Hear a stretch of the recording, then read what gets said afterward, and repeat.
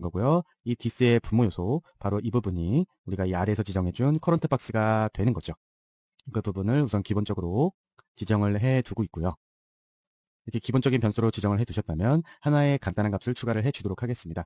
우리가 위에서 지정해 준 커런트 박스, 즉 우리가 클릭한 이 A 요소의 부모 요소가 되는 이 박스가 되겠죠. 이 박스에 대해서 CSS 메소드를 사용해서 z인덱스 값을 1로 주도록 하고 있습니다. 우리가 이 상단에서 해당 div 같은 경우에는 어디죠? 여기죠. 해당 div 같은 경우에는 z인덱스 값을 999로 줬어요. 그런데 여기서는 클릭된 그 박스에 대해서는 z인덱스 값을 1로 만들어 주고 있습니다. 왜 이렇게 주느냐? 해당 클릭된 박스를 가장 아래 둠으로써 우리가 아까 퍼즐처럼 흩어지고 다시 모였던 그 나머지 박스들 있죠? 그 다른 상자의 애니메이션을 가려지지 않게 만들어 주기 위해서 우리가 이렇게 z인덱스 값을 1로 만들어 주는 겁니다. 자, 그리고 다음으로는 이렇게 if else 문을 하나 추가해 주도록 하겠습니다. if else 문 같은 경우에는 이 조건문이 참이면 이 내용을 실행시켜 주고요. 이 내용이 참이 아니면 이 else 이하의 함수를 실행시켜 주게 되는 거죠. 조건문을 한번 살펴보도록 할까요? 우리가 상단에서 이 current의 값으로는 -1로 지정을 해줬어요. 그런데 여기 보시면 똑같이 current라는 값이 사용이 되었죠. 즉 해석을 하게 되면은요. 우리가 클릭한 그 A 요소의 박스가 인덱스 번호가 -1이라면 그런 내용이 되겠죠. 그런데 아시다시피 우리가 이 인덱스 번호 같은 경우에는요. -1이라는 것이 존재할 수가 없습니다. 0부터 시작하게 되죠. 0, 1, 2, 3 이런 식으로 쭉쭉 나아가게 돼요. 그러면은 이 A 요소를 클릭했을 때에는 이 조건문으로 인해서 무조건 else문의 함수를 실행을 시킬 수밖에 없겠네요. 가장 먼저 처음에는 그쵸. 현재 클릭한 A 요소의 이 커런트 박스의 인덱스 번호가 -1이 될 수는 없으니까요. 그래서 이 부분에 대한 내용이 거짓으로 판명이 되면서 이 A 요소를 클릭했을 때 이 else문에 있는 내용을 먼저 실행을 시켜주게 됩니다. 자, 어떤 내용이 실행되어야 하느냐. 즉 우리가 이 페이지에서 생각을 해보면 아시겠지만 우리가 아까 이 요소를 클릭했을 때 해당 퍼즐들이 모두 무작위로 이렇게 흩어지는 그러한 액션이 있었죠. 그러한 액션이 있었고 그리고 해당 메뉴에 속하는 컨텐트 박스가 이렇게 중앙으로 출력되는 그러한 내용의 형태가 만들어졌었습니다. 자, 그래서 우리는 가장 먼저 이 4개 중에서 하나의 값을 클릭을 했을 때 이 나머지 15개의 박스에 대해서 이렇게 무작위로 흩어지도록 만들어 줄 수 있게 바로 그 부분을 붙여 넣어 주도록 할 거예요. 바로 이 else문 내부에다가 이렇게 붙여 넣어 주도록 할 건데요. 우선 셀렉터로서 박스 이하에 있는 그 div들을 모두 불러오고 있고요. 그리고 그 div에서 이 not이라는 메소드를 사용해서 걸러주고 있죠.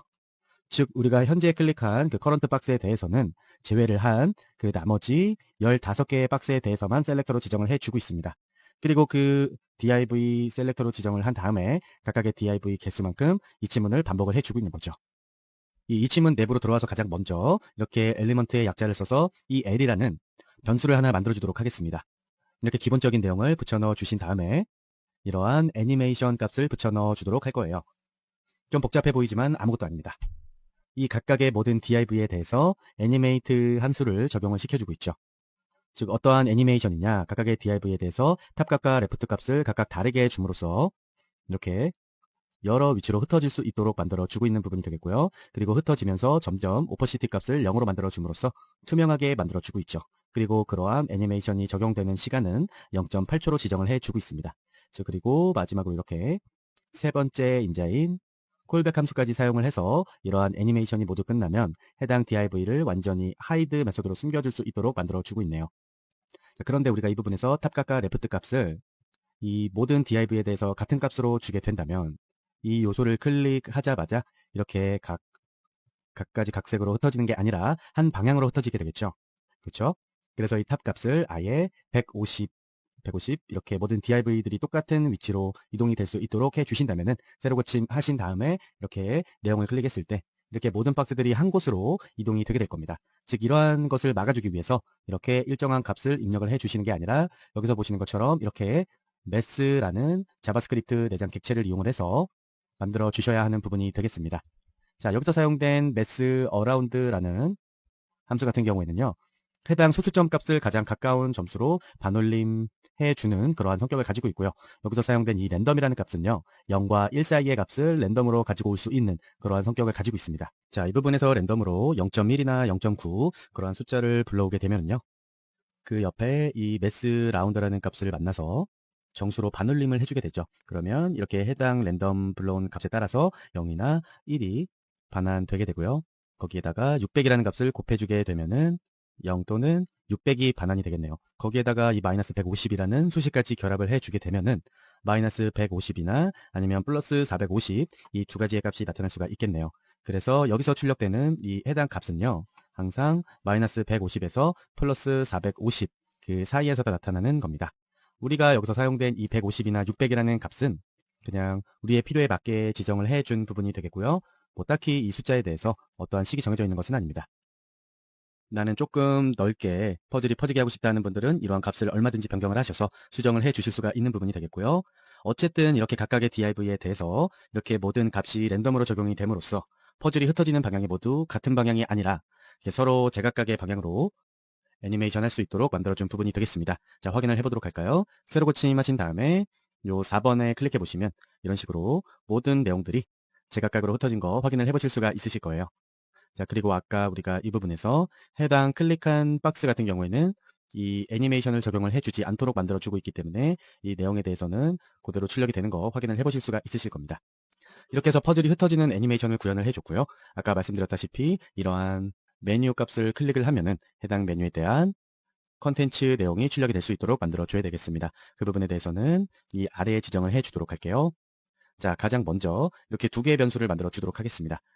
new width, new height라는 변수를 각각 만들어줬고요. 그리고 그 변수 아래로 이러한 식을 붙여 넣어주도록 하겠습니다. 자, 현재 클릭된 이 박스에 대해서 애니메이트 함수를 구현을 해주고 있죠. 그 박스를 탑 값과 레프트 값을 0으로 만들어줘서 이 위쪽으로 딱 달라붙을 수 있도록 만들어 주도록 하고 있고요.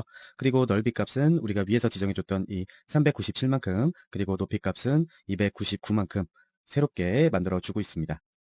그리고 보시면 아시겠지만 이러한 애니메이션이 적용되는 속도 값은 0.8초, 그리고 어떠한 이징 형태로 구현을 하면서 애니메이션 값을 줄 것이냐, 이즈아웃 100이라는 이징 효과를 구현해 주고 있죠.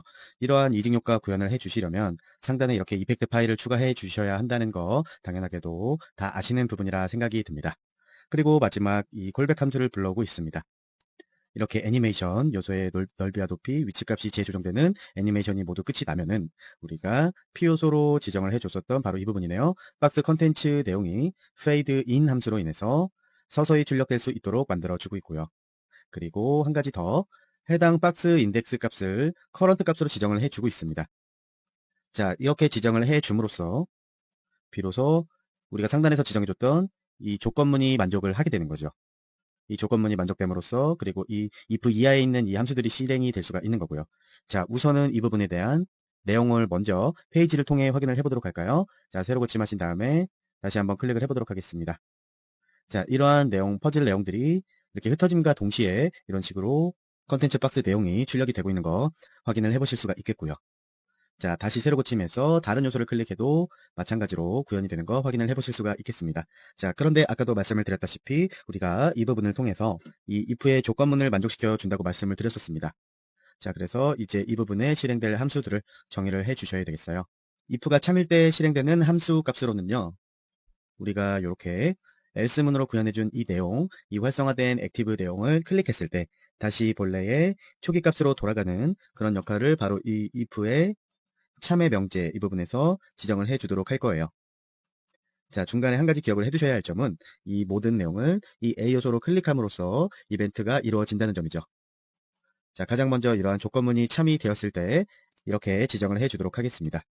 가장 먼저 이렇게 넓어졌던 컨텐트 박스 내용을 다시 본래의 작은 사이즈로 돌려줘야겠죠. 자, 그런 부분을 제가 붙여 넣어준 이 부분에서 실행을 해주고 있는 겁니다. 자, 해당 박스에 대해서 탑 값과 레프트 값을 요 값으로 지정을 해주고 있습니다. 자, 이 값 기억하시나요? 우리가 상단에서 이 부분에 각각의 모든 박스에 대해서 본래 위치 값과 인덱스 값을 미리 저장을 해두고 시작을 했었잖아요. 바로 그 부분의 내용이 되겠습니다.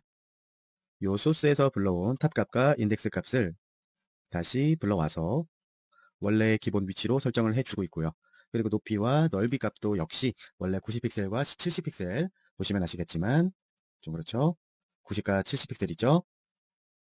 그 90과 70픽셀의 기본 값으로 재설정을 해주고 있습니다. 이 부분이 되겠죠. 그리고 이렇게 위치값과 넓이와 높이 값을 재설정을 해 주신 다음에 바로 이 부분에서 출력이 되는 이 컨텐트 박스 컨텐츠죠. 박스 컨텐츠에 대한 내용을 페이드 아웃으로 서서히 숨겨주고 있는 거죠. 확인을 해보도록 할까요?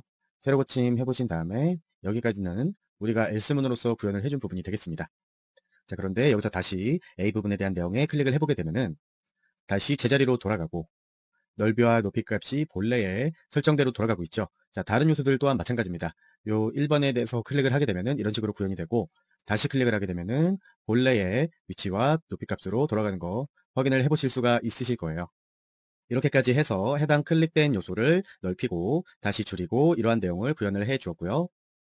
자, 이렇게 원래의 사이즈로 돌아옴과 동시에 우리가 아까 초기에 지정해줬던 16개의 퍼즐 역시 다시 되돌아올 수 있도록 만들어줘야겠죠. 자, 그래서 이 부분에다가 하나의 값을 더 추가를 해 주도록 하겠습니다. 자, 이렇게 붙여 넣어 줬어요. 바로 이 부분이 되겠죠. 박스 내부의 div, 그러나 현재 클릭한 이 커런트 박스에 대해서는 제외한 15개에 대한 div에 대해서 이 침은 이런 내용을 반복을 해주고 있습니다. 자, 여기서도 마찬가지로 해당 요소를 엘리먼트라는 약자로 변수로 지정을 해주고 있고요. 엘리먼트 탑이라는 변수, 그리고 엘리먼트 레프트라는 변수를 각각 지정을 해서 해당 각각의 div에 대한 탑 값과 레프트 값을 불러오고 있습니다. 본래 초기에 설정됐던 그 탑 값과 레프트 값, 그리고 인덱스 값을 불러오는 거겠죠. 자, 이렇게 세 가지 변수를 지정을 해 주신 다음에 이 아래에서 애니메이트 함수를 구현을 해 주고 있어요. 해당 각각의 div를 우선 show로 출력을 해 주고 있죠. 자, 우리가 이 아래 else문에서 하이드로 숨겨줬기 때문에 이렇게 show를 먼저 출력을 해 주셔야 되는 겁니다. 이렇게 각각의 요소들을 출력을 먼저 해 주신 다음에 애니메이트 함수를 구현을 해 주셔야 돼요. 그래서 이 각각의 div들에 대해서 탑값은 기존 초기 값의 탑값, 그리고 레프트 값은 기존 초기 값의 본래 레프트 값을 이렇게 불러오고 있습니다. 자, 그리고 또 우리가 아까 이 부분에서 흩어지면서 오퍼시티 값을 0값으로 줬던 거를 다시 1값으로 되돌려주고 있는 거죠. 자, 이렇게 해줌으로써 우리가 세로 고침을 해서 보시면 이렇게 내용이 활성화되고 이렇게 다시 초기 값으로 돌아오고 이러한 형태의 퍼즐 박스 메뉴를 만들어 볼 수가 있는 겁니다. 자, 이러한 내용들이 굉장히 길기 때문에 좀 헷갈리실 수가 있습니다. 하지만 제가 붙여놓고 차근차근 설명한 대로 실습을 진행을 해 보시면은 금방 이해하시고 습득하실 수 있으실 거라 생각을 합니다. 그리고 여기서 우리가 if은 가장 끝에서 커런트 값을 다시 마이너스 1로 준 부분, 이 해당 인덱스 값이 다시 마이너스 1이 되어야 우리가 이 부분을 다시 클릭을 했을 때 이 if문이 아닌 이 else문이 실행이 될 수 있도록 해줄 수가 있겠죠. 자, 이렇게 해서 이러한 퍼즐 박스 메뉴를 만드는 방법을 실습을 해 보았습니다. jQuery 강의를 시작하겠습니다. 지난 강의 실습 중에 우리가 오버레이 요소를 하나 만들고 요소를 클릭한다거나 아니면 마우스 오버한다거나 뭐 그런 특정 행동을 하게 되면 얇고 어두운 반투명한 오버레이 막이 하나 생성이 돼서 이외의 다른 요소들은 모두 어둡게 만들어주고 현재 액티브하고 있는 요소에만 시각적인 효과를 줄 수 있는 그런 실습을 진행해 보았었습니다. 그 실습에서는 오버레이 되는 액티브 요소를 우리가 메뉴로 만들어 봤었죠. 자, 그런데 우리가 이번 실습에서는 클릭을 하면 팝업이 되는 그러한 이미지 갤러리에다가 오버레이를 적용을 해서 시각적인 효과를 줄 수 있도록 그런 실습을 진행해 보도록 하겠습니다. 현재 실습 파일은 jQuery 06번 파일로 진행을 하게 될 거고요. 현재 보고 계시는 이 페이지가 우리가 이번 실습에서 만들어줄 내용입니다. 자, 이렇게 모달 이미지 갤러리라고 크게 설명을 하고 있는데요. 각각 이렇게 6개의 메뉴가 있네요. 이런 6개의 메뉴에 이렇게 마우스 오버 효과도 구현되어 있고요.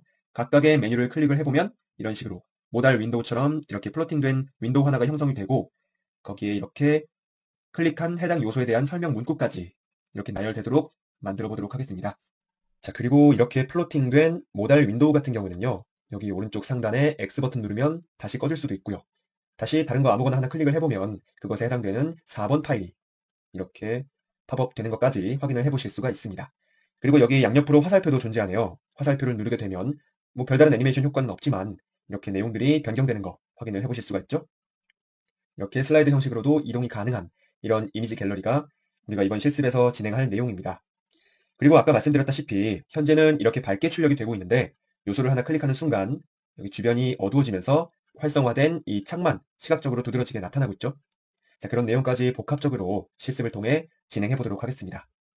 자, 다시 jQuery 06번 파일로 돌아왔습니다. 먼저 이 부분에다가 우리가 만들어준 요소의 그런 엘리먼트들을 구조화 시켜줘야 되겠죠? 그래서 이렇게 붙여넣어 주도록 하겠습니다.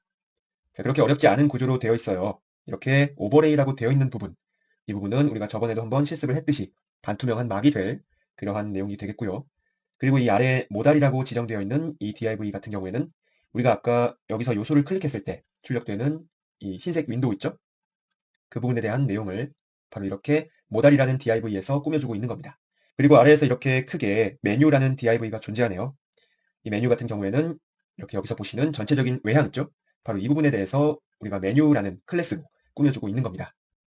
자, 그리고 이 내부에는 각각의 li로 해서 메뉴 리스트들을 제작을 해주고 있죠.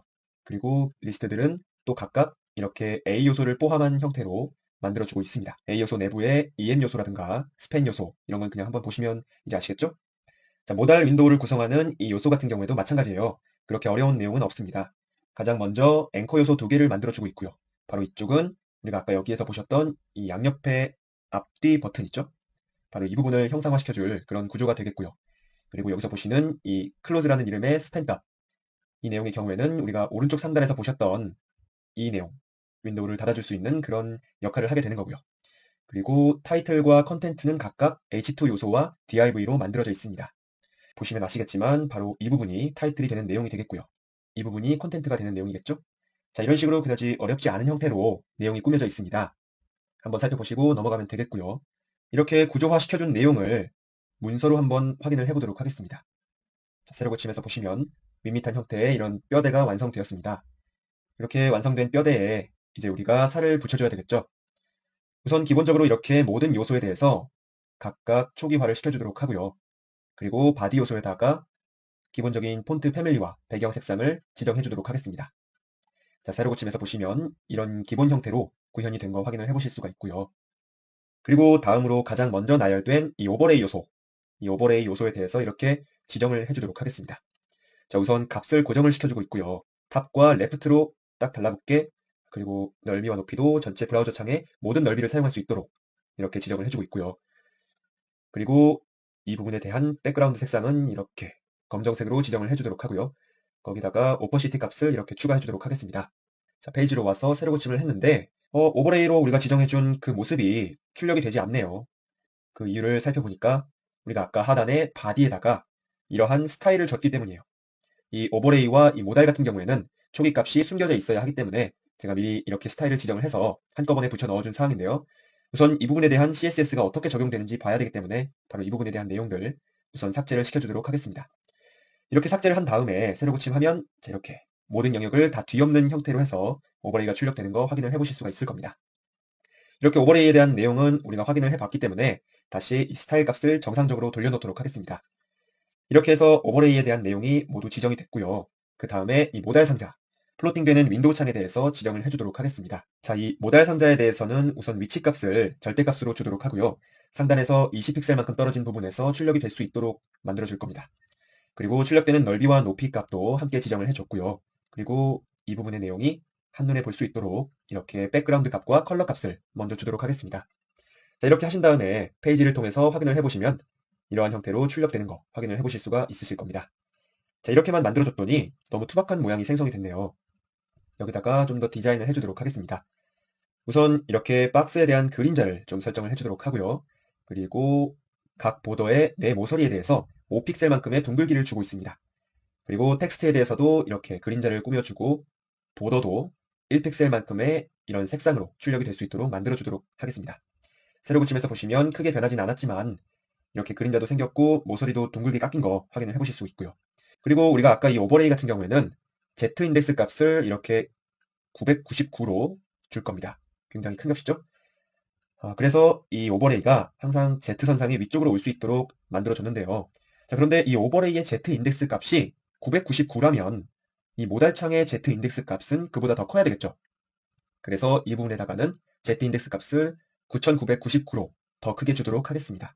그래야 나중에 이 오버레이 창이 생성되더라도 이 모달 창이 이 오버레이 창의 상단으로 출력이 되게 만들어줄 수 있겠죠. 자, 이렇게 Z 인덱스 값을 크게 주었어요. 자, 그리고 하나의 값을 더. 현재는 이렇게 이런 위치에 출력이 되고 있었는데요. 여기에다가 마진 레프트를 이용해서 왼쪽으로 250픽셀만큼 이동을 시켜주도록 할게요. 자, 세로 고침에서 보시면 이렇게 250픽셀만큼 이동을 했죠. 자, 여기서는 왜 250픽셀만큼 이동을 해줬냐? 우리가 나중에 이 모달창 같은 경우 이 리스트를 클릭하면 출력되는 요소잖아요. 자, 아까 주의 깊게 보신 분은 아시겠지만 그 링크들을 클릭했을 때 이 모달 창이 그냥 짠 하고 나타난 게 아니라 왼쪽에서 슬라이드 되면서 나타났었죠. 바로 그러한 부분을 만들어주기 위해서 마진 값을 마이너스 250 픽셀만큼 주고 있는 겁니다. 그래서 이렇게 왼쪽으로 치우치게 요소를 만들어주고 있습니다.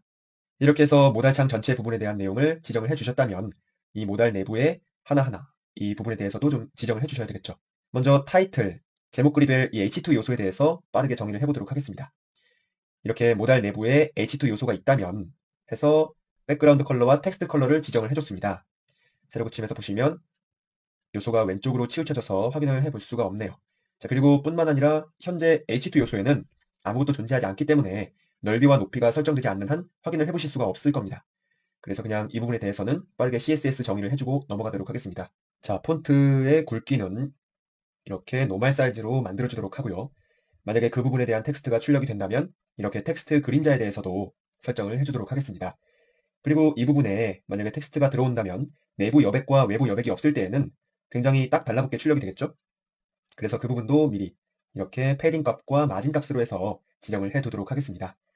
그리고 또 이렇게 이 값 뭔지 다들 아시죠? 상단 왼쪽과 상단 오른쪽으로 5픽셀만큼의 둥글기를 주고 있습니다.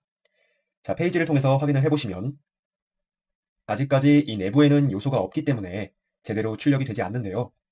우리가 아까 5픽셀만큼 보더에다가 둥글기를 줬죠. 그 부분에 대한 내용이 출력되는 거 확인을 해보실 수 있습니다.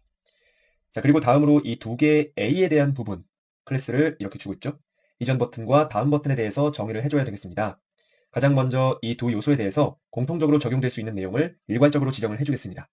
두 요소 모두 높이와 넓이를 이렇게 지정을 해주고 있고요. 백그라운드 색상 같은 경우에는 이렇게 지정을 해주고 있어요. 세로 고침에서 보시면 아직 딱히 위치 값을 지정을 해주지 않았기 때문에 마이너스 250 픽셀만큼 숨겨둔 이 왼쪽 부분에 출력이 되겠네요. 그리고 이 부분에다가는 개별적으로 이미지를 적용해 줄 겁니다. 화살표 모양의 이미지를 적용을 해줄 건데 거기에 대해서는 일괄적으로 이런 내용이 들어가야 되겠죠. 반복이 되면 안 되게끔 만들어주고 이미지의 위치가 센터 상하 좌우로 가운데로 출력이 될 수 있도록 그리고 이 요소에 대해서는 마우스를 오버했을 때 손가락 모양으로 출력이 될 수 있도록 또 보더와 아웃라인을 0값으로 지정을 해주고 있습니다. 자, 그러면 이 각각의 요소에 대해서 이제 이미지를 삽입을 해주면 되겠고요. 위치 값을 잡아주면 되겠죠. 우선 위치 값을 잡아주기 위해서는 이 두 요소에 대해서 이런 값이 공통적으로 적용이 되게 됩니다. 상단에서 얼만큼 떨어졌느냐 그 부분을 절대값으로 지정을 해주고 있는 건 공통적인 내용이 되겠고요. 그리고 이 각각의 넥스트 버튼과 프리뷰 버튼 이 두 개에 대해서는 일괄적으로 이렇게 한꺼번에 지정을 해주도록 하겠습니다. 넥스트 버튼과 프리뷰 버튼 이 넥스트 버튼 같은 경우에는 요소의 오른쪽으로 붙어야 되겠죠? 그렇기 때문에 라이트 값을 주고 있고요. 그리고 이 버튼은 왼쪽으로 붙어야 되기 때문에 레프트 값을 따로 주고 있습니다. 그리고 각각 요소에다가 백그라운드 이미지를 적용을 시켜주고 있고요. 그리고 그 이미지는 img라는 폴더에 제가 미리 만들어서 넣어둔 부분이 되겠고요. 그리고 이렇게 보더 레디어스 값으로 둥글기를 주고 있습니다. 자, 세로 고침에서 보시면 이렇게 넥스트 버튼이 출력된 거 확인을 해보실 수가 있겠죠? 지금은 숨겨져서 보이지 않지만 이전 버튼 역시 이와 같은 형태로 출력이 되고 있을 겁니다. 대신 화살표는 오른쪽 방향이 아닌 왼쪽 방향으로 출력이 되겠죠? 그리고 이 두 개의 A 요소에 대해서도 지정을 해주셨다면 다음으로 이 클로즈 버튼이 될 스팸 요소에 대해서 지정을 해주겠습니다. 이 해당 스팸 요소의 위치 값을 이렇게 잡아주겠습니다. 절대값으로 주고 있고요. 상단에서 12픽셀만큼, 오른쪽에서 12픽셀만큼 이렇게 보면 이쪽에 출력이 될 겁니다. 자, 세로 고침에서 보시면 이렇게 X 표시가 오른쪽으로 출력이 되는 거 확인을 해보실 수 있죠. 그리고 이 부분에 대해서도 마찬가지로 커서를 포인트 값으로 주도록 하겠습니다. 그리고 이 요소에 대해서는 넓이 값과 높이 값을 각각 21픽셀, 23픽셀로 주도록 하고요. 이 부분에 대한 내용을 시각적으로 출력을 해주기 위해서 컬러 값과 백그라운드 값을 지정을 해주도록 하겠습니다. 자, 세로 고침에서 한번 확인을 해보면 이런 식으로 출력이 되겠네요. 너무 모서리가 뾰족하기 때문에 여기 이렇게 보더 레디어스 값으로 둥글기를 조금 주도록 하고요. 현재 보시다시피 왼쪽으로 치우쳐서 텍스트가 출력이 되고 있죠. 그 부분을 보완해주기 위해서 이렇게 텍스트 얼라인 값을 센터로 만들어주도록 하겠습니다. 자, 세로 고침에서 보시면 이런 식으로 모서리도 아주 둥글게 만들어졌고요. 이렇게 X표도 가운데로 출력이 될 수 있도록 해주고 있습니다. 그리고 이 부분에 대해서 한 가지 값을 더 오퍼시티 값을 0.5로 만들어 주시고요. 그리고 거기에다가 이제 마우스 오버를 했을 때 다시 오퍼시티 값이 1.0으로 완전한 불투명으로 돌아올 수 있도록 만들어주고 있습니다. 세로 고침에서 보시면 기존에는 이렇게 흐릿한 형태로 출력이 되고 있다가 마우스 오버를 한 순간 이렇게 완전한 불투명 형태로 돌아오고 있죠. 이런 식의 마우스 오버 효과를 구현해주고 있습니다. 자, 이렇게 해서 플로팅별 윈도우인 이 모달 요소에 대해서도 모든 CSS 적용이 끝났고요. 이 모달 요소 같은 경우에도 우리가 마우스를 클릭하면 출력되는 부분이기 때문에 마찬가지로 이런 식의 스타일 값을 하나 추가를 해주셔야 합니다. 이렇게 디스플레이 논 값으로 만들어 주셔야 세로 고침했을 때 출력이 되지 않고 이런 링크 값을 클릭을 했을 때 그 내용이 출력되게 만들어 줄 수가 있겠죠. 이렇게 내용을 수정을 해주신 다음에 이제 이 메뉴 부분에 대해서 CSS 내용을 적용시켜 주도록 하겠습니다. 가장 먼저 메뉴 통에 대해서 이렇게 전체적인 내용을 붙여 넣어 줄게요. 높이와 넓이 값을 주고 있고요. 가운데 정렬이 될 수 있도록 만들어주고 있고 백그라운드 색상 그리고 보더, 박스 섀도우까지 이렇게 디자인적인 요소를 적용해주고 있고요. 세로 고침에서 보시면 이러한 형태로 출력이 되겠죠? 그리고 메뉴 내부에 H2 요소가 있네요. 그 부분에 대해서는 그냥 일괄적으로 지정을 해주도록 하겠습니다. 자, 이렇게 메뉴 내부에 H2 요소가 있다면 컬러 값, 그리고 폰트 사이즈, 굵기, 그리고 텍스트 그림자까지 그리고 내부 패딩까지 적용해 주었습니다. 세로 고침에서 보시면 이렇게 흰색 글씨로 내용이 출력되는 거 확인을 해보실 수가 있습니다. 다음으로는 내부에 메뉴 리스트라고 지정된 UL 요소가 있네요. 그 UL 요소에 대해서는 이렇게 디스플레이 논값으로 블릿 키워드를 삭제시켜주고 있습니다. 그리고 리스트 내부에 li가 존재하고 또 a가 존재하고 뭐 이렇게 em이나 스팸 같은 여러 요소들이 존재하네요. 자, 가장 먼저 이렇게 UL 내부에 li 내부에 a 요소가 있다면으로 해서 들어가도록 하겠습니다. A 요소 같은 경우에는 인라인 요소이기 때문에 블록 값으로 처리를 해주도록 하고요. A 요소에 출력되는 그 링크 밑줄들을 삭제시켜 주도록 하겠습니다. 자, 그리고 이렇게 컬러 값과 백그라운드 값을 지정을 해주도록 하고요. 거기에 더해서 이렇게 보더에 대한 내용을 출력을 해주도록 할게요. 세로 고침에서 보시면 블록 요소로 만들어졌기 때문에 이렇게 한 통으로 출력이 되는 거 확인을 해보실 수가 있습니다. 자, 이제 텍스트에 대한 내용도 좀 정의를 해주고 내부 여백, 외부 여백을 좀 만들어서 버튼 다운 버튼, 메뉴 다운 메뉴를 한번 만들어줘야 되겠네요.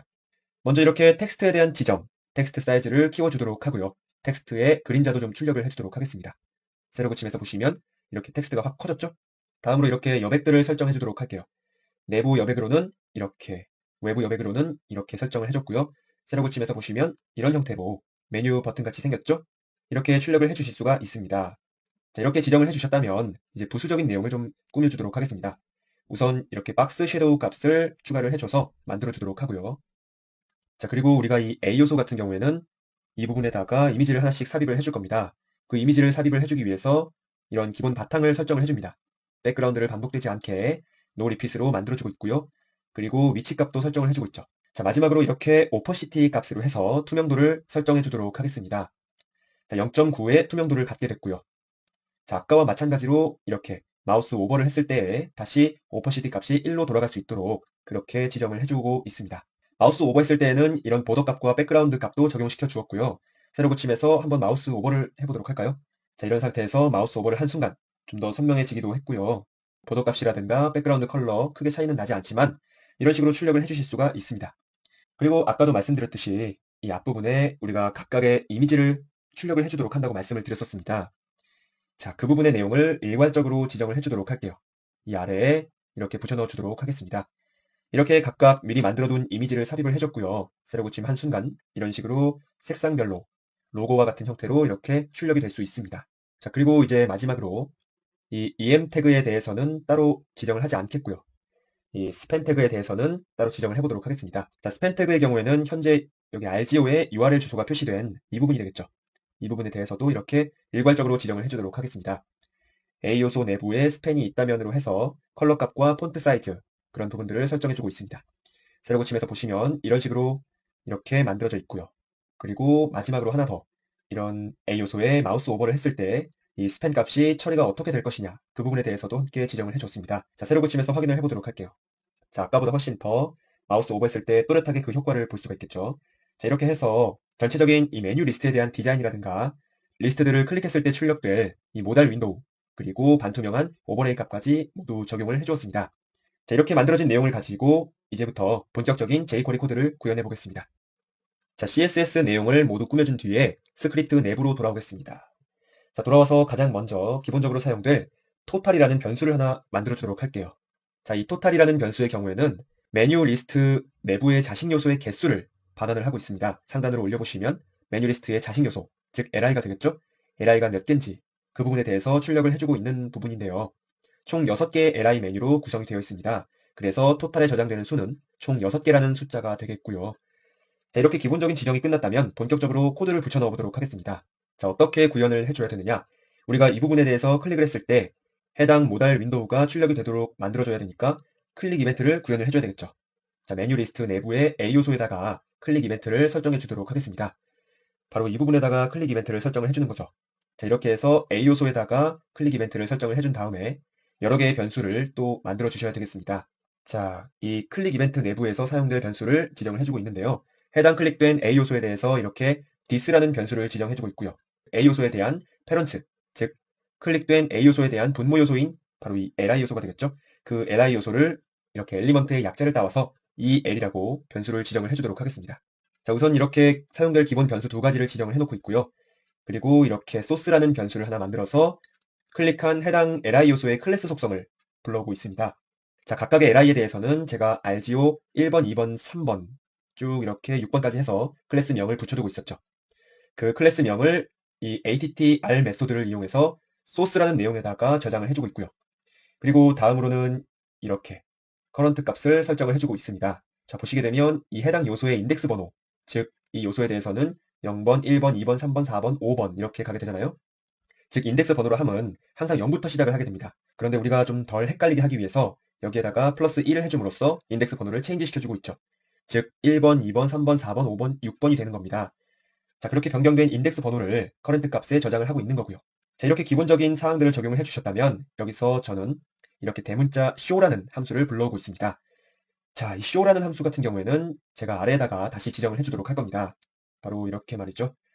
다시 말해서 이 a라는 요소에다가 클릭 이벤트가 발생하게 되면 이런 변수들이 생성이 되고 여기서 지정해준 show라는 함수가 실행이 되게 됩니다.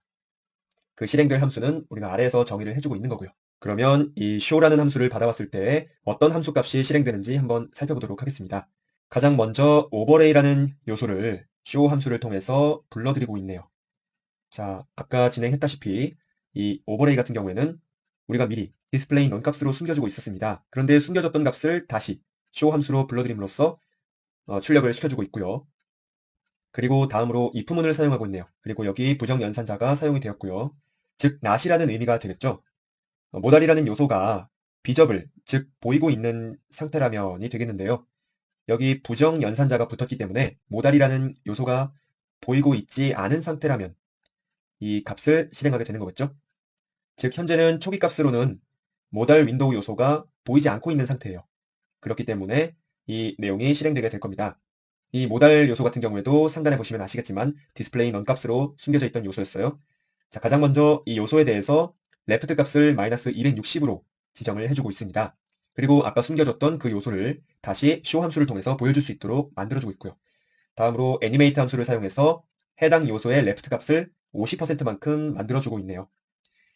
그리고 레프트 값도 이렇게 줌으로 인해서 애니메이션이 어떻게 적용되는지 한번 확인을 해보도록 하겠습니다. 새로 고침하신 다음에 이 메뉴들 중 하나를 클릭을 해보겠습니다. 자, 현재 보시는 것처럼 클릭을 한 순간 이렇게 오버레이라는 요소가 출력이 되면서 어두워지고 있고요. 배경화면이요. 그리고 그 오버레이 요소보다 Z인덱스가 더 높은 이 모달 요소에 대해서는 오버레이 위쪽으로 출력이 되고 있는 거 확인을 해보실 수가 있습니다. 그리고 요소가 왼쪽에서 오른쪽으로 이렇게 슬라이드 하는 형식으로 출력이 되고 있었죠. 한번 볼까요? 자, 이런 식으로요. 가장 먼저 이 오버레이가 출력이 되고 그 다음에 여기에 슬라이드된 형태로 만들어지고 있습니다. 자, 이렇게 해서 해당 메뉴를 클릭했을 때 이 모달 윈도우가 출력이 될 수 있도록 만들어줬어요. 그런데 모달 윈도우가 좀 어색하죠. 그래서 다시 에디트 플러스로 돌아와서 하나의 값을 더 추가해 주도록 하겠습니다. 자, 이 show 함수로 불러온 이 내용 아래로 이렇게 붙여 넣어 주도록 할게요. 현재 타이틀을 셀렉터로 가지고 있죠. 자, 타이틀의 경우는 바로 이 부분이 되겠네요. H2 요소. 자, H2 요소를 가장 먼저 비워주고 있어요. 그리고 비워준 다음에 HTML 메소드를 사용해서 이런 내용들을 불러오고 있습니다. 자, 하나의 이미지 태그를 만들어주고 있는 거죠. 이렇게 해서 이미지 태그를 열어주고 있고요. 그리고 바로 이 부분에서는 또 닫아주고 있고요. 그리고 이렇게 해서 불러올 이미지의 src 속성을 여기서 지정해주고 있죠. 자, 우리가 아까 여기 소스 부분에다가 해당 li 요소의 클래스명을 저장을 시켜뒀어요. 그 부분을 이렇게 소스라고 해서 불러오고 있습니다. 자, 그 클래스명을 이 이미지의 스크립트로 불러오려고 하면 우선 소스가 저장되는 li의 클래스명과 여기 사용되는 이미지의 명이 일치해야지 이 부분이 완성이 될 수가 있겠죠. 우리가 이 부분은 클래스명 rgo1234로 지정을 해줬는데 저장된 이미지 같은 경우에는 10, 11, 12, 13 이렇게 지정을 해줬다. 그럼 이 부분이 당연히 출력이 되지 않겠죠. 그래서 이미지의 name과 그리고 li의 클래스명은 반드시 일치해야 한다는 점, 그 부분을 설명드린 거고요. 자, 이렇게 해서 가장 먼저 이미지를 불러오고 있고요. 거기에 더하기를 사용해서 해당 요소의 em 태그를 찾아와서 그 내용들을 타이틀 내부에 출력을 해주고 있어요. 자, 해당 요소의 em 태그, 이런 부분이 되겠죠. 해당 타이틀이 되는 부분, 이 부분을 불러와서 출력이 되는 타이틀 부분에 출력을 해주고 있습니다. 한번 세로 고침을 해서 확인을 해보도록 할까요? 자, 세로 고침하신 다음에 이런 내용을 클릭했을 때 해당 요소에 걸맞는 이런 아이콘과 RGO1이라는 타이틀이 이 내부로 쏙 들어오게 되네요. 자, 다른 거 한번 클릭을 해보겠습니다. 4번을 클릭했더니 RGO4라고 출력이 되고 그 4번에 맞는 아이콘이 역시 따라오게 되죠. 자, 이런 식으로 출력해주는 부분이 바로 이 소스를 통해서 이루어지는 겁니다.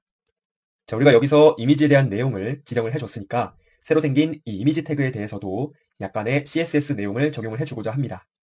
왜냐면 현재 이렇게 아무 내용도 적용을 해주지 않았기 때문에 좀 삐뚤게 출력이 되기 때문이죠.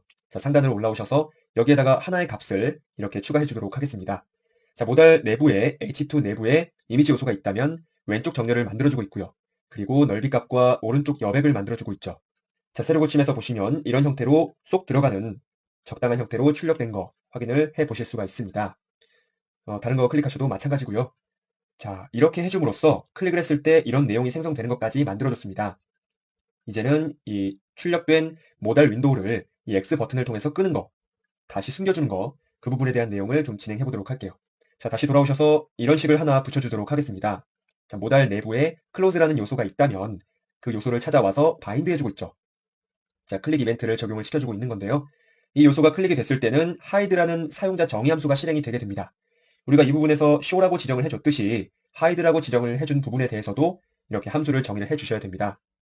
그래서 그 부분에 대한 내용을 이렇게 붙여 넣어주도록 하겠습니다. 자, 펑션 hide라는 값이 실행되면 이 내용들이 실행이 됩니다. 자, 먼저 이 출력된 모달 같은 경우에는 애니메이트 함수를 이용해서 레프트 값을 150픽셀만큼, 즉 레프트 값이 이 화면 밖으로 밀려나게 되는 거죠. 그래서 클릭을 한 순간 모달 윈도우 내용이 화면 밖으로 쭉 슬라이드 될 수 있도록 만들어준 부분이 바로 이 애니메이트 함수를 이용해서 구현을 하고 있고요. 그리고 마지막으로 해당 모달 자체를 하이드 속성으로 숨겨주고 있습니다. 자, 이 속성 같은 경우에는 우리가 애니메이트 함수의 콜백 함수로서 이 부분을 적용을 시켜주고 있죠. 그래서 이 애니메이션이 모두 끝이 난 후에 이 세 개에 대한 내용이 실행이 되는 겁니다. 그리고 이렇게 클릭을 했을 때 생성되는 오버레이에 대해서도 삭제를 다시 시켜주셔야 됩니다. 그래서 오버레이 같은 경우에도 다시 숨겨주도록 하고요. 혹시 모를 이 내부의 컨텐트 내용을 이렇게 다시 empty 메소드를 이용해서 빈 문서로 만들어주도록 합니다. 한번 확인해 보도록 할까요? 새로 고침한 다음에 한번 클릭한 다음 이 X 표시를 클릭을 한 순간 오른쪽으로 모달 윈도우가 슬라이드 되면서 사라지는 거 확인을 해보실 수가 있죠. 자, 다시 한번 이런 식으로 확인을 해보실 수가 있습니다. 이렇게 해서 해당 요소를 클릭하고 X표를 클릭했을 때 사라지게 하는 그런 내용들에 대해서 진행을 해봤고요. 이 전체 모든 메뉴에 대해서도 모두 정상적으로 작동이 되는 거 확인을 해보실 수가 있을 겁니다. 그리고 여기까지 해주셨다면 그 다음으로 우리가 이전 버튼과 다음 버튼을 만들어놨죠? 그 부분에 대한 내용을 만들어 보도록 하겠습니다. 현재는 버튼을 눌러도 계속 RGO 3번에 머무르고 있죠. 이전 버튼 눌러도 마찬가지죠. 자, 그 부분에 대해서 다시 에디트 플러스로 돌아와서 이렇게 값을 추가해 주도록 하겠습니다. 다음 버튼에다가 클릭 이벤트를 만들어주고 있죠. 즉 아까 보셨다시피 이 다음 버튼을 클릭했을 때 일어날 실행 함수들을 만들어 주셔야 합니다. 자, 이렇게 붙여 넣어 주도록 하겠습니다. 우선 이 넥스트 버튼 같은 경우에는 앵커 요소로 만들어져 있기 때문에 이렇게 프리벤트 디폴트 값으로 링크의 이동을 막아주고 있고요. 그리고 여기 상단에서는 셀렉터로 CSS3 셀렉터가 사용이 되었습니다. 자, 여기서 보시는 이 내용 같은 경우에는 특정 태그 안에서 지정한 번호의 태그를 불러오는 그런 셀렉터였어요. 즉 여기서는 메뉴 리스트 내부의 li 안에서 우리가 지정한 순번의 번호 태그를 불러오는 겁니다. 만약 우리가 두 번째 li에 대해서 이렇게 창이 활성화되어 있다고 가정을 하면 우리가 아까 상단에서 여기 current라는 값을 지정을 해줬죠. current 값은 인덱스 번호에다가 하나를 더 해준 값을 저장을 하고 있었어요. 그러므로 우리가 만약에 두 번째 li 요소를 클릭하고 있다면 current 값으로는 2를 가지고 있고 그리고 그 2에다가 더하기 1을 한 값을 가져오게 되겠죠. 즉 이 부분에서는 3이라는 내용을 반환을 하게 됩니다. 자, 그렇게 해서 불러온 텍스트를 이 parseInt 함수로 해서 수식으로 변환을 시켜주고 있는 거죠.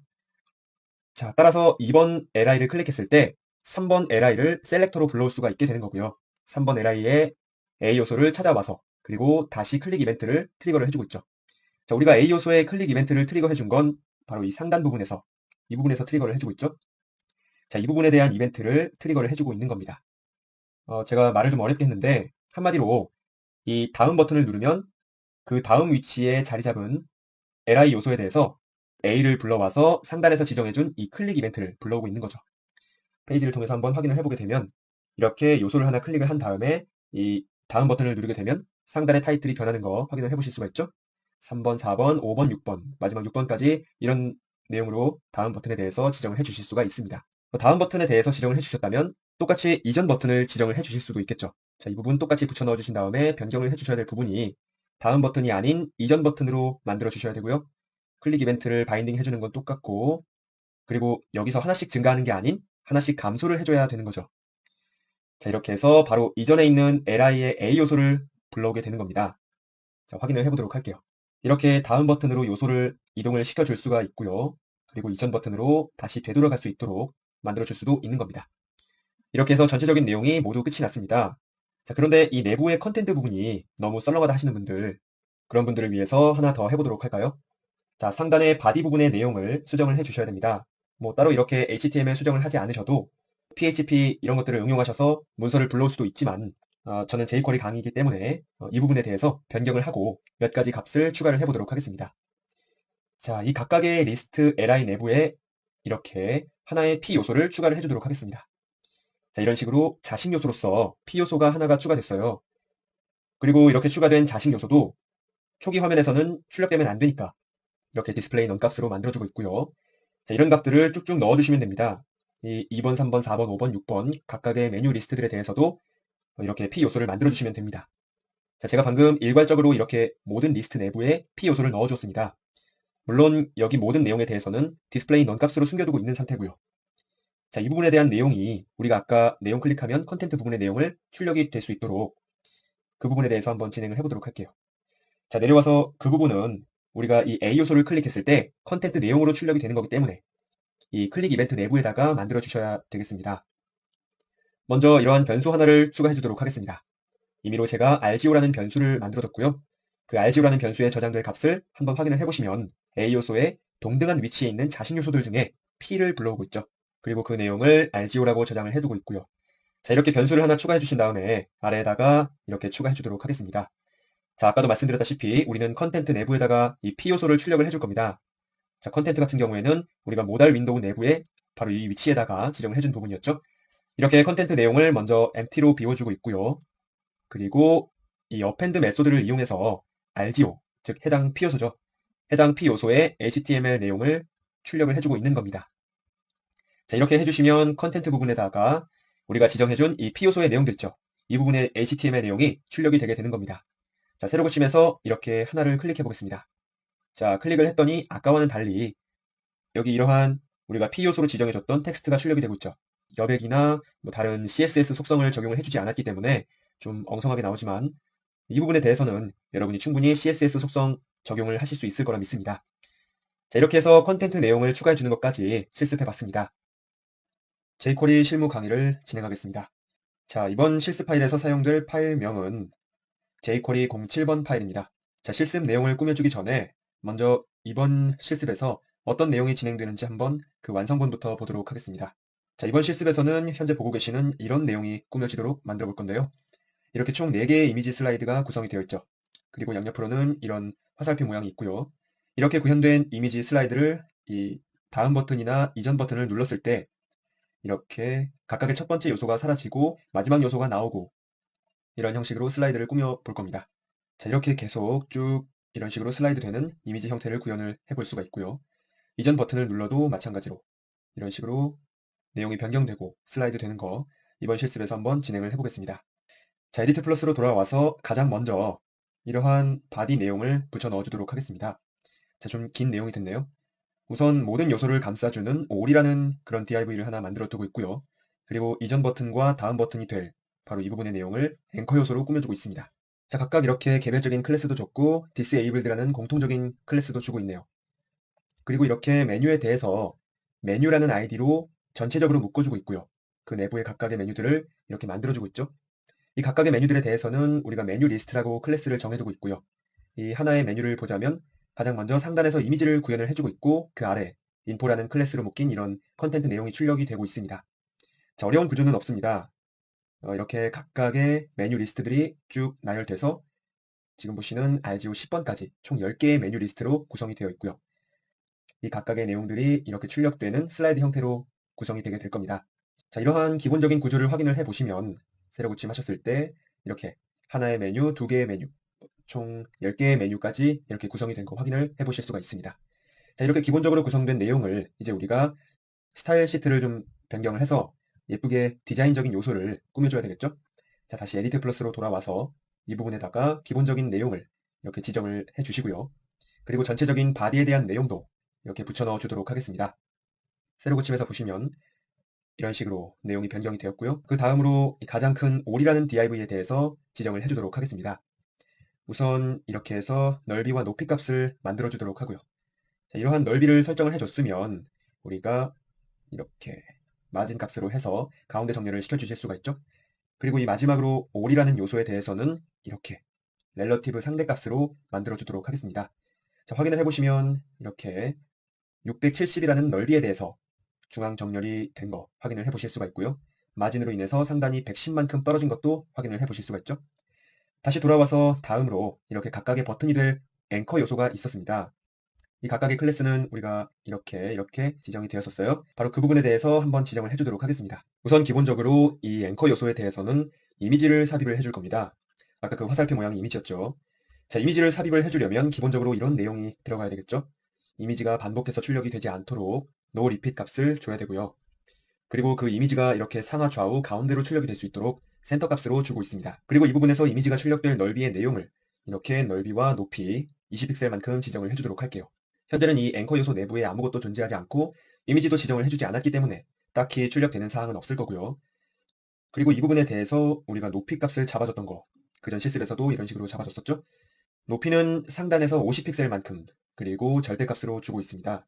그리고 이 앵커 요소에 대해서는 버튼으로 만들어 줄 거기 때문에 이런 식으로 마우스 오버를 했을 때 포인터로 출력이 될 수 있게, 그리고 기존 오퍼시티 값을 0.5로 만들어주고 있습니다. 자, 여기서 왜 0.5로 만들어주느냐? 이런 식으로 마우스 오버를 했을 때 다시 오퍼시티 값을 1로 돌려주기 위함이죠. 이렇게 해서 마우스 오버를 했을 때 어떤 시각적인 변화를 주는 겁니다. 자, 아까 말씀드렸다시피 세로 고침에도 그 앵커 요소 내부에 존재하는 값이 없기 때문에 출력되는 내용은 아마 없을 거고요.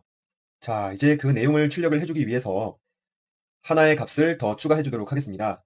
자, 이 아래에 이렇게 프리브 요소에 대해서는 이러한 이미지를 불러오고 있고 이 넥스트라는 앵커 요소에 대해서는 이런 이미지를 불러오고 있죠. 그리고 우리가 상단에서 이 각각의 앵커 요소에 대해서는 이 값과 이 값을 지정을 해줬었죠. 그런데 우리가 좌우 위치를 결정하는 이 부분은 지정을 해주지 않았었죠. 그래서 이렇게 각각 지정을 해주고 있습니다. 한번 세로 고침해서 볼까요? 세로 고침했더니 이러한 형태로 우리가 지정해준 이전 버튼과 다음 버튼에 대한 이미지가 출력되는 거 확인을 해보실 수가 있습니다. 그리고 마우스 오버를 했을 때 이런 식으로 변화가 나타나는 거 확인을 해보실 수가 있죠. 다시 에디트 플러스로 돌아와서 이 앵커 요소에 대해서 모든 내용이 끝났다면 이 아래 이 메뉴 부분에 대해서도 좀 지정을 해주셔야 되겠습니다. 자, 이렇게 올 내부에 각각의 메뉴 리스트들이 있죠. 그 메뉴 리스트가 존재한다면 넓이를 이렇게 지정을 해주도록 할게요. 자, 세로 고침에서 보시면 넓이가 140만큼 지정이 됨으로써 이런 식으로 출력이 되고 있습니다. 자, 좀 더 시각적인 효과를 위해서 이렇게 백그라운드 색상을 적용을 해줄까요? 그러면 이런 식으로 내용이 출력이 되게 되고요. 자, 현재 보시다시피 이렇게 내부 여백이 너무 딱 달라붙어 있으니까 어떤 값을 줘야 되죠? 자, 바로 지금 보시는 이런 패딩 값을 좀 주셔야 되겠습니다. 세로 고치면서 보시면 이렇게 내부 여백이 좀 출력이 된 거 확인을 해보실 수가 있죠. 자, 그리고 이 모든 리스트들에 대해서는 한 위치에다가 출력을 해주도록 하겠습니다. 자, 이렇게 모두 앱솔루트 값을 주고 탑 값을 0으로 주면 이 모든 리스트들이 한 곳에 겹쳐지게 출력이 되겠죠. 자, 세로 고침하시면 이렇게 이 자리로 겹쳐서 출력이 된 거 확인을 해보실 수가 있습니다. 자, 이 RGO 10번 같은 경우가 이 부분에서 가장 마지막으로 정의가 되어 있기 때문에 이렇게 우선적인 요소로 출력이 되는 것이고요. 다시 상단으로 오셔서 이 부분에다가 이렇게 부수적인 내용들 추가해 주시고요. 그리고 디자인적인 면을 이렇게 추가해 주도록 하겠습니다. 자, 그리고 마지막 하나의 값을 더 추가해 주도록 할 건데요. 자, 현재 보시는 이 값 같은 경우에는 아마 처음 보셨을 겁니다. CSS3에서 새롭게 정의된 속성이라고 할 수 있는데요. 박스 리플렉트라고 해서 해당 요소의 반사체를 생성을 해줄 수 있는 그런 기능을 가졌습니다. 자, 여기서 사용된 이 첫 번째 인자, 바로 이 부분으로 인해서 이 반사체가 아래쪽으로 출력이 될 수 있게, 그리고 5픽셀만큼 떨어진 곳에서 출력이 될 수 있도록 만들어주고 있고요. 그리고 그 아래 이 그라디언트 효과를 입력을 해줌으로써 그라디언트를 어디서부터 어디까지 적용을 해줄 거냐, 그 부분에 대해서 지정을 해주고 있습니다. 자, 한번 확인을 해보도록 할까요? 세로 고침을 했더니, 자, 아래 보이시죠? 이런 식으로 이 상단 요소에 대해서 이렇게 아래 유리가 반사된 것 같이 이런 내용으로 출력을 해주실 수가 있습니다. 자, 그리고 다음으로 여기에다가도 이렇게 마우스 오버 효과를 만들어줄까요? 마우스 오버를 했을 때는 백그라운드 색상이 변경되게 만들어주고 있죠. 자, 세로 고침하시고 이렇게 이런 시각적인 효과가 만들어진 거 확인을 해보실 수 있습니다. 다음으로 이 부분에 이미지가 있네요. 이 이미지에 대한 내용을 지정을 안 해줬기 때문에 지금 멋대로 이미지가 출력이 되고 있습니다.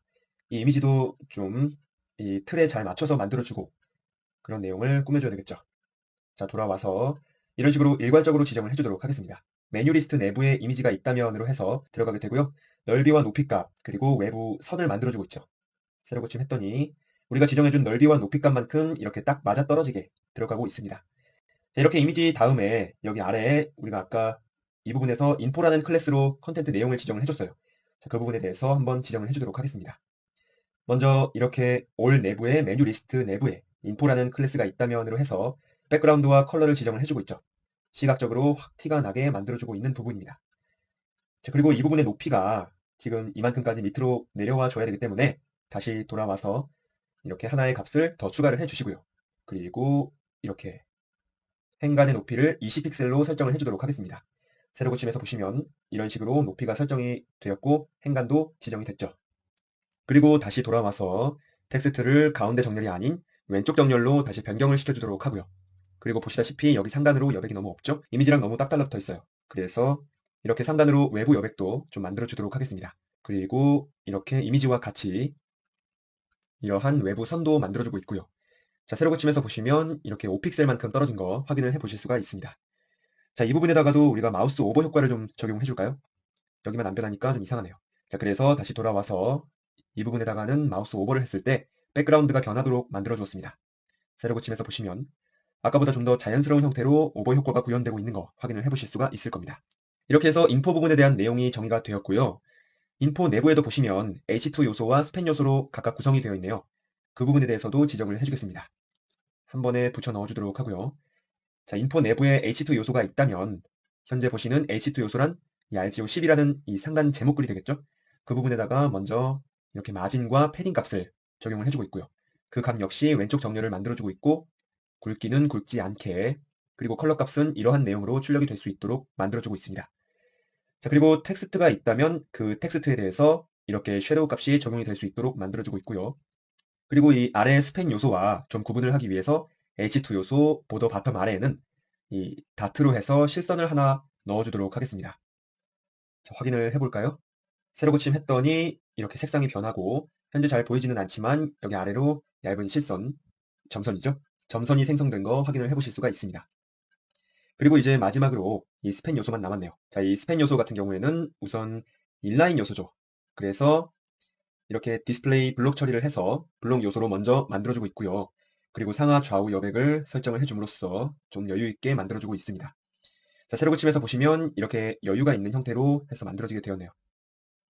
자, 우선 이렇게 다 만들어 주셨다면 다시 돌아와서 바로 이 부분 있죠.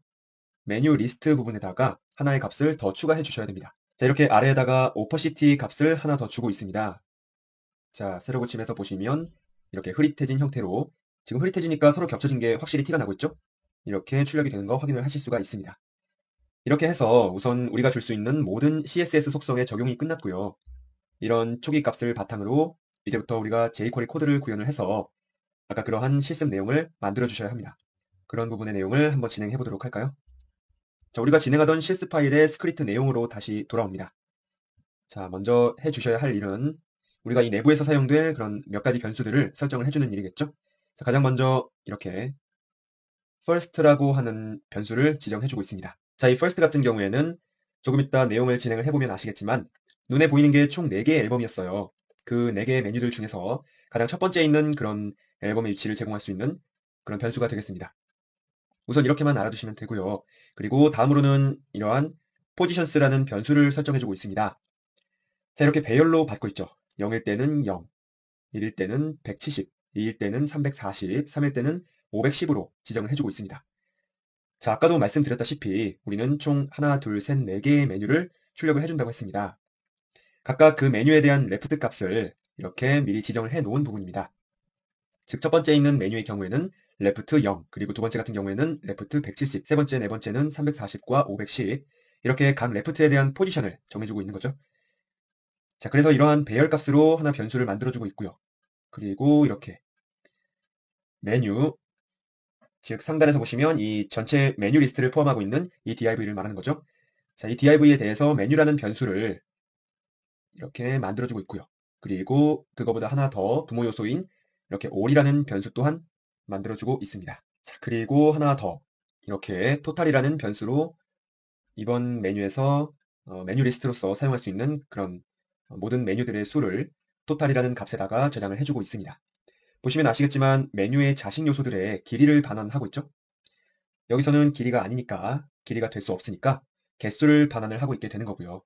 보시면 아시겠지만 이 메뉴의 자식 요소, 바로 이 메뉴 리스트라는 div가 되겠습니다.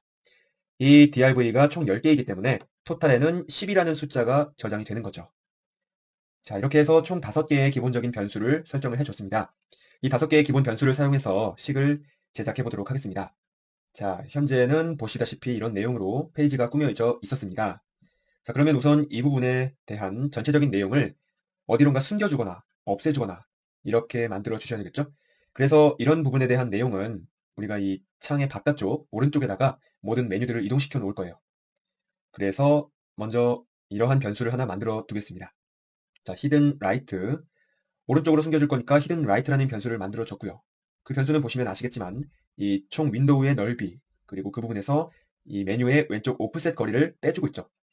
자, 살펴보시면 이렇게 총 브라우저의 넓이에서 이 메뉴의 옵셋 거리, 이 왼쪽에 이만큼의 옵셋 거리를 말하는 겁니다.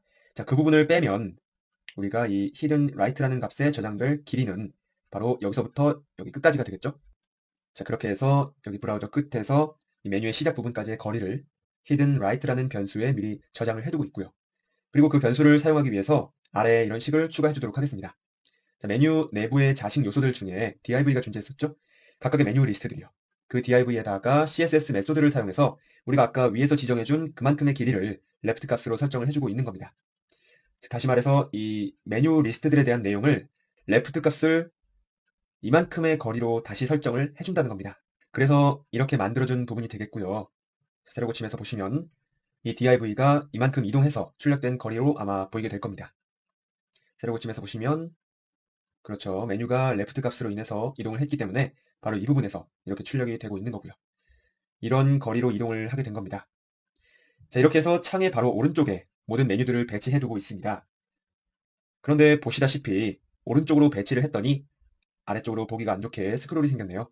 자, 이 부분을 좀 숨겨주려면 에디트 플러스 상단으로 오셔서 바디 내부에다가 이렇게 오버플로우 X 값을 히든으로 설정해 주시면 됩니다. 자, 이 속성 역시 CSS3 속성인데 가로축 메뉴에 넘쳐나는 것들에 대해서 모두 숨겨줄 수 있는 그런 속성을 가지고 있습니다. 세로 고치면서 보시면 넘어가는 내용들이 모두 숨겨졌기 때문에 스크롤이 숨겨진 거 확인을 해보실 수가 있습니다. 하지만 우리는 이 부분에 우선 좀 더 정확하게 그 실습 내용을 확인해 볼 수 있도록 하기 위해서 이 부분에 대해서는 주석 처리로 만들어주고 시작을 해보도록 하겠습니다. 그러면 다시 아까 같이 스크롤이 나타난 형태로 출력이 되겠죠? 다시 아래로 내려오셔서 총 4개의 함수를 기본적으로 정의를 해주도록 하겠습니다.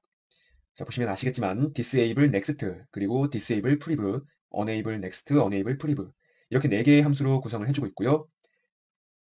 이 함수 이름에서도 유추할 수 있듯이 이 해당 버튼 있죠. 2개의 버튼을 사용할 수 있게 하거나 아니면 사용할 수 없게 만드는 그런 함수 값이 되겠습니다.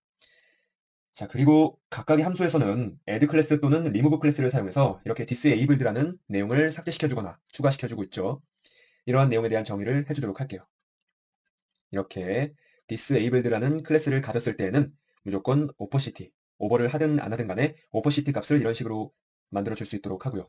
그리고 커서 값을 디폴트 값, 즉 이렇게 그냥 기존의 화살표 모양으로 만들어줌으로써 클릭할 수 없는 요소라는 그런 표시를 해주고 있는 거죠. 자, 이렇게 해서 이러한 클래스를 각각 적용을 시켜주는 함수값 4개를 만들어 봤습니다. 자, 이렇게 기본 버튼에 대한 함수값을 지정을 해주셨다면 그 다음으로 이렇게 현재 숨겨져 있는 각각의 요소에 대해서 초기값을 좀 설정을 해주셔야 돼요. 총 4개의 초기값이 눈에 보이도록 그렇게 메뉴를 설정을 해주셔야 되겠습니다. 에디트 플러스로 돌아오셔서 이런 값을 추가해 주도록 할게요. 자, 여기서 사용된 이 LT라는 셀렉터의 경우에는 이 셀렉터 내부에서 특정 태그보다 앞에 위치한 태그를 모두 불러들이는 그런 셀렉터가 되겠습니다.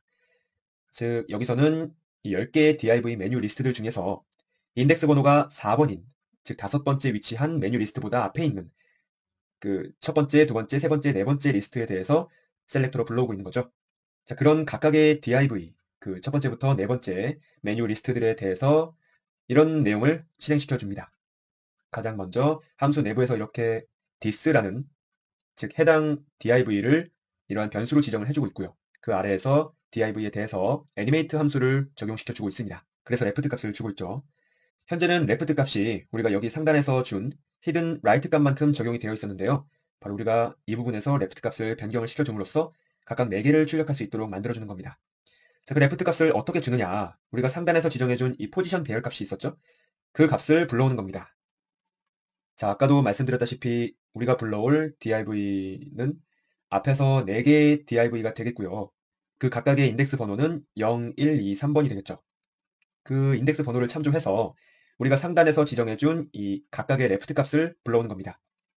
이렇게 해줌으로써 인덱스 번호 0번인 div에 대해서는 left 값이 0만큼, 그리고 인덱스 번호가 1번인 div에 대해서는 left 값이 170만큼, 그리고 2번인 div에 대해서는 340, 그리고 3번에 대해서는 510만큼 이렇게 각각의 left 값을 적용을 해주고 있는 겁니다. 그리고 아까 오퍼시티를 0.2로 줬었는데 이런 내용을 불러들이면서 오퍼시티 값 역시 이렇게 완전한 불투명으로 만들어주고 있네요. 그리고 하나 더, 이렇게 콜백 함수를 불러오고 있죠. 콜백 함수로 인해서 이 전체 개수가 1보다 클 때 이 조건식은 항상 참이 되겠네요. 즉 항상 이렇게 넥스트 버튼을 활성화할 수 있도록 만들어주는 겁니다. 세로 고침해서 확인을 해보도록 할까요? 세로 고침하시면 자, 이렇게 오른쪽으로부터 각각 1, 2, 3, 4번에 대한 div가 이렇게 각자의 레프트 값을 참조해서 자리를 잡아서 출력이 되는 거 확인을 해보실 수 있습니다. 자, 그리고 아까 이 부분에서 콜백 함수로서 다음 버튼을 활성화되게 만들어주고 있죠. 그 부분으로 인해